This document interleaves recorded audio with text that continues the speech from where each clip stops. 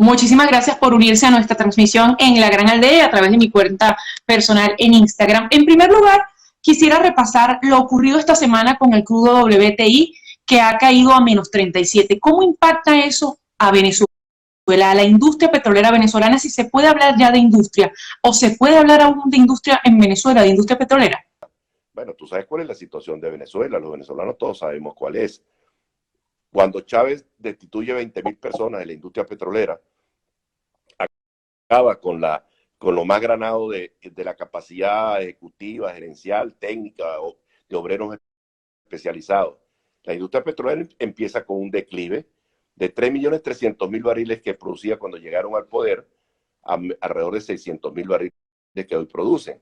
Ese petróleo no lo pueden vender porque hay el embargo propiciado por los Estados Unidos. Y como si fuera poco, tampoco lo pueden refinar en el territorio nacional, porque de 1.300.000 barriles, 1.200.000 barriles que estábamos refinando, cuando Chávez llegó al poder, en estos momentos no se puede refinar porque las refinerías las abandonaron. Si tú tienes el petróleo y no lo puedes producir económicamente, es como si no lo tuvieras.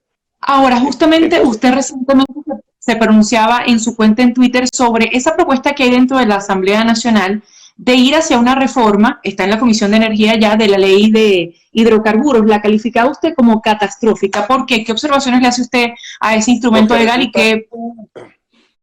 Mira, Diana, la recuperación del sector petrolero venezolano, de la industria petrolera venezolana, no pasa por Petróleos de Venezuela. Petróleo de Venezuela fue destruida. ¿Por qué no pasa por PDVSA? Porque está destruida, porque está dañada, porque si tú pones, no vas a tener recursos. Es un círculo. Entonces, si consigues recursos, los vas a meter allí, corriendo riesgos de muy dudosa rentabilidad, o vas a utilizar esos recursos para atender las necesidades fundamentales de la gente y dejas que el sector petrolero sea recuperado por el sector privado, nacional e internacional. De manera tal de que la ley que se produzca, si es que se produce una ley nueva, tiene que ser una ley que permita que Venezuela sea un país competitivo en los mercados petroleros internacionales. Entonces, si pones en una ley unas condiciones extremadamente duras para los inversionistas, no van a venir inversiones en riesgo y a generar recursos.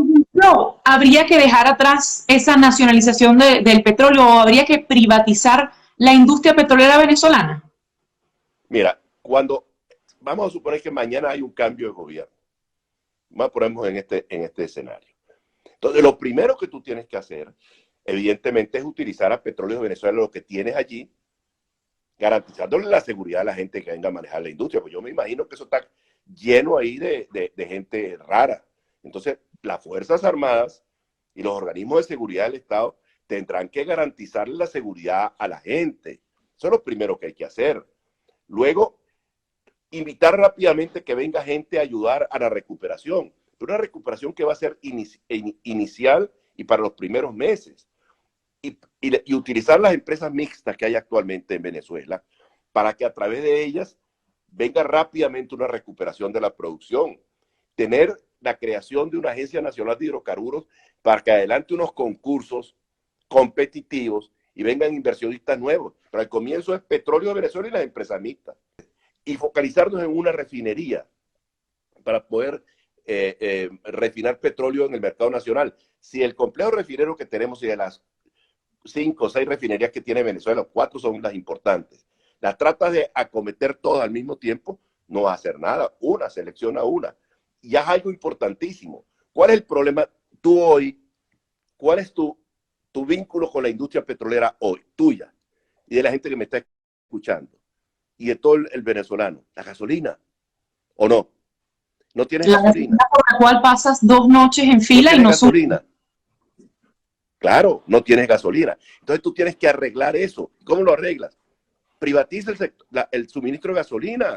Permite que haya libre importación de gasolina y que se venda gasolina al mercado internacional, que estoy seguro que va a ser mucho más barato, pero mucho barato de los que le están comprando la gasolina a los bachaqueros hoy en Venezuela. ¿Por qué? Porque la gasolina tiene un alto, en todas partes del mundo, la gasolina tiene un alto componente de impuestos. Por ejemplo, si tú en Europa pagas, lo que pagas por la gasolina en Europa, la mitad es impuestos.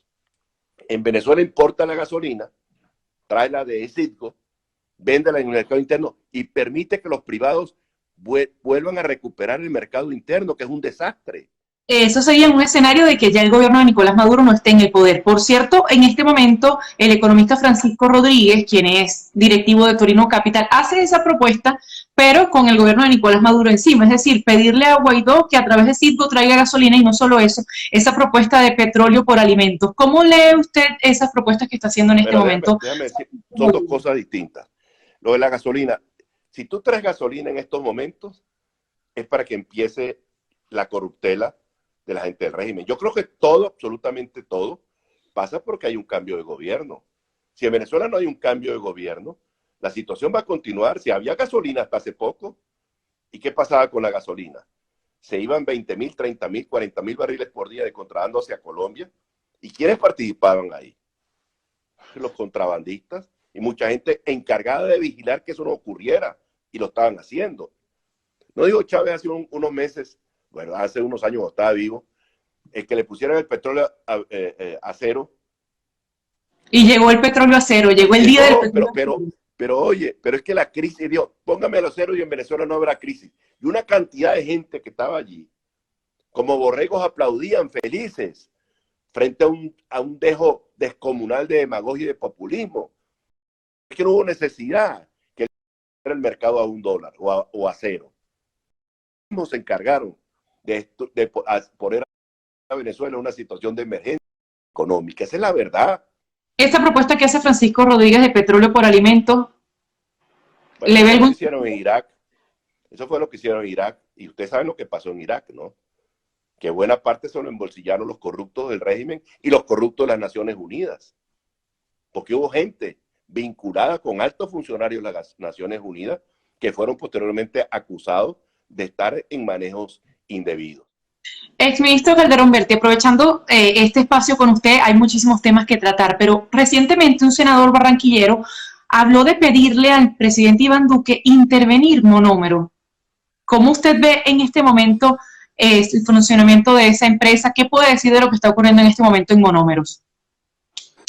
Bueno, mira, yo me he hecho casi a la promesa de no tocar ese tema, porque cuando yo estuve embajador participé muy profesionalmente, con gente muy profesional, en el rescate de esa empresa. Y se sugirieron unos nombres que yo no conocía, pero que había tenido referencia de ellos, de una serie de personas para que dirigieran la junta directiva. Lamentablemente comenzó la piñata política, el reparto burocrático entre los 4 partidos del G4, politizaron la junta directiva, hicieron una cantidad de cosas que no se deben hacer en la buena gerencia y en las prácticas normales gerenciales o buenas prácticas gerenciales. Y aquello comenzó a haber mucho ruido. Yo me retiré de aquello. Yo no quise saber más nunca nada del tema de monómeros. Lamento profundamente también hay que averiguar por qué razón lo están diciendo, ¿eh? Porque yo tampoco me puedo poner a favor de nadie, porque pueden haber intereses ocultos que estén buscando ponerle la mano a monómeros en unas circunstancias que ustedes saben lo que puede presentarse. Monómero es una empresa demasiado importante para Colombia. Para Venezuela no estaba en el radar porque era pequeña, pero Monómero tenía más del 40% de la producción nacional de fertilizantes y era el 60 o el 70% de los fertilizantes de papas y de café. Una empresa muy estratégica para Colombia. Y Colombia requiere que sea una empresa que funcione y que funcione bien. Y es un buen negocio para Venezuela, no es un negocio petrolero, es un negocio petroquímico de una dimensión distinta, pero sigue siendo una cuestión importante. Y se está mal manejando, es que hubo un momento que se cortó su comunicación, se está mal manejando monómeros, los nombres que se pusieron al frente de esa empresa no son los que tienen las credenciales, las charreteras para estar al frente de una empresa como esa. Yo creo que lo primero que se hizo, que no fue ideal, lo primero fue la estructuración de una junta directiva y un comité ejecutivo y una gerencia profesional. Eso fue lo primero que se hizo. Lamentablemente después ha habido una intromisión política indebida y eso no es bueno. Y yo creo que sí, esa es una muestra, y le estamos diciendo al país, mire, cuando haya un cambio, el país lo vamos a manejar de la misma manera de reparto de piñata como se ha manejado monómeros, es una pésima señal. Y además, voy más allá. Yo creo que la situación ideal sería que el Estado venezolano no tenga empresas. Aprovechando las observaciones que les hace a lo que se califica como reparto de cargos dentro de monómeros. Usted hasta hace unos meses estuvo dentro del gobierno interino como embajador en Colombia. A la luz de lo que ocurrió, ¿usted sigue teniendo contacto con el gobierno interino? ¿Le puede seguir haciendo observaciones? ¿Tiene contacto con Guaidó, con Leopoldo López? ¿O se dejaron de hablar? Ninguno. No, es que me dejé hablar cuando estaba allá adentro. Muchos meses antes de salir. Yo no tengo ningún contacto con ellos, ninguno. Ahora bien, hablando de 30 de abril, también tenemos que ir a Cúcuta. Usted fue quien en ese momento pues se mostró preocupado por los manejos que estaban ocurriendo con esa ayuda que era destinada a militares para hoteles en la ciudad fronteriza con el estado Táchira. Meses después, ya con la cabeza más fría, ¿cómo han estado esas investigaciones? ¿De verdad se investigó lo que pasó en Cúcuta o se corrió la arruga? Mira, yo hice eso porque recibí una alerta muy seria de las autoridades colombianas, que por razones de discreción siempre me he reservado quiénes fueron. Sin embargo, a raíz de eso yo mandé a hacer una investigación, se hizo una auditoría, yo cumplí con mi deber, yo no tengo interés en perjudicar absolutamente a nadie, pero cuando tú dices que somos distintos, ¿eso es de aquí para afuera o es de verdad que eres distinto? Entonces, ¿qué hice yo? Simplemente puse la denuncia ante la fiscalía. Yo después eso no está en mis manos, yo no pude hacer absolutamente nada. Sería impropio de mi parte llamar a la fiscalía a preguntar qué pasó. Aunque sé que ha habido gente que ha llamado a altos funcionarios del gobierno preguntando. Eso sí lo sé, porque me lo dijeron los propios funcionarios del gobierno colombiano. Que había gente que había llamado. ¿Políticos o gente relacionada con qué ámbitos? No, gente del entorno de Guaidó. Ahora, ¿qué ha pasado? ¿Qué ha pasado con eso? ¿Por qué no han sacado eso a la calle? Porque a mí me habían dicho que para el mes de noviembre estaban listos. Y después me comentaron que iba a ser para comienzos de año. Estamos a fines de abril y todavía no ha habido ningún pronunciamiento de la fiscalía. Usted, además de haber sido embajador de ese gobierno interino en Colombia, usted fue ministro de Exteriores durante gobiernos democráticos en Venezuela.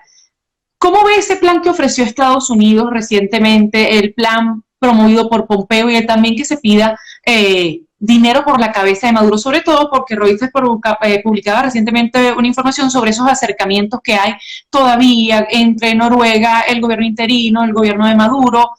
¿Cree usted que hay posibilidad en este momento de reactivar esas negociaciones? ¿Cómo las ve y cómo ve la propuesta de Pompeo? Que además la propuesta de Pompeo, según los mismos negociadores, es lo mismo que se planteó en Noruega-Barbados. Bueno, a mí me parece que cualquier propuesta debe partir por el hecho de que se vaya Maduro. Para mí no hay ninguna otra posibilidad. Ahora, no, constituir un gobierno, los demócratas y los que han destruido al país, eso es viable. Eso lo aceptaría el país. Eso es digerible para la gente. Una cosa distinta es que tengan su espacio político los que no han cometido fechorías, los que no han estado incursos en problemas de delitos de violación de derechos humanos, los que no han estado incursos en delitos de saqueo del erario público, los que no han cometido tropelía. Está bien. A esos tienen su espacio para que funcionen democráticamente y puedan participar en un proceso electoral. Pero un gobierno de entendimiento entre los que destruyeron el país y los que eventualmente harían al país de una manera, las cosas de una manera distinta, yo lo veo bastante difícil. Y si no pueden aparecer los protagonistas, ¿cómo se sale de esto? Es decir, las negociaciones ameritan a veces brazos a torcer. Pero todo depende, ¿no? Todo depende de quiénes sean. ¿Cuál es el programa mínimo que se va a adelantar? ¿Qué es lo que se va a hacer? Porque si se constituye un gobierno para correr la arruga, no vamos a salir nunca de esto. ¿Me entiendes? Tiene que haber un cambio dramático en Venezuela. No hay otra forma. Tiene que haber un cambio en Venezuela. Y para que ese cambio ocurra, es fundamental que quienes han llevado a Venezuela a la destrucción se vayan. Yo no veo otra manera. Ya para terminar, porque son las 8:36 minutos de la mañana, un mensaje que le pueda enviar en este momento, ya que tiene mucho tiempo que no se comunica con Juan Guaidó o con algunos miembros del gobierno interino, ¿qué quisiera decirles que no les ha podido decir directamente a esas personas que están rigiendo en este momento la ruta marcada por la Asamblea Nacional? Bueno, yo creo que si la prédica es que son distintos, hay que actuar de una manera distinta. Hay que dar demostraciones fehacientes de amplitud, de generosidad, de búsqueda de la unidad genuina, de que hay realmente un empeño y un deseo y una voluntad de que un gobierno de transición esté en los mejores, que no haya sectarismo político, que no haya sectarismo generacional y que sobre todo se dé testimonio permanente con el accionar de cada quien de que lo que se está predicando se está dispuesto a cumplirlo. El país no va a aceptar jamás que se le eche el cuento de la honestidad si no se es honesto, que se le eche el cuento de la eficiencia si no es eficiente. El país anda buscando cosas concretas, demostraciones concretas. No estoy haciendo acusaciones, lo que siempre estoy diciendo es las normas y el marco de referencia que debe tener la gente para no accionar.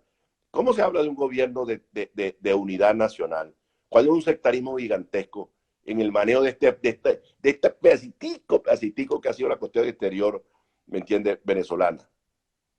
Un reparto entre los partidos. No, eso no puede ser así. Eso no puede ser así. ¿Se ha despreciado a los expertos, a los técnicos, por privilegiar posiciones dentro del G4? ¿Perdón? ¿Se ha despreciado a expertos, a técnicos, a conocedores por privilegiar las posiciones del G4 o de los miembros del G4? Absolutamente, absolutamente, absolutamente. Salvo contadísimas excepciones, se ha echado mano de gente muy improvisada. Muchísimas gracias, doctor Calderón Berti, por haber estado con nosotros en La Gran Aldea durante estos minutos. Muchas gracias a ti.